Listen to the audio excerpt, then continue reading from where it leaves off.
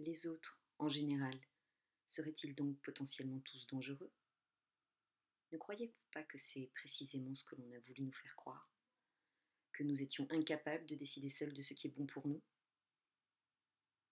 Regardons les choses en face. Les deux seules choses qui nous poussent à parler et à agir de façon nuisible sont la peur de l'autre et le non-respect de notre propre personne.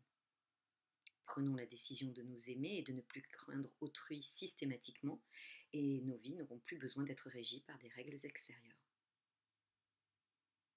Je sais que cette vision peut sembler perchée ou à minima utopiste, alors je vais tenter de vous l'expliquer par l'absurde.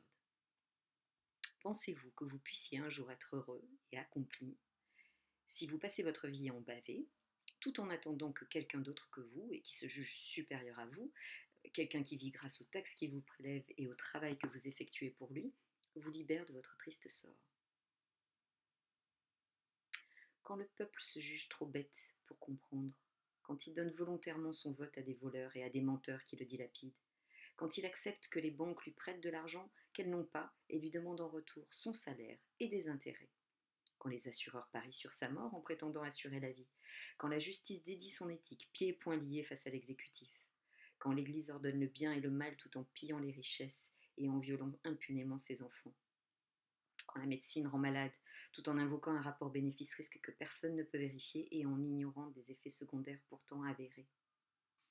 Alors je vous pose à nouveau la question.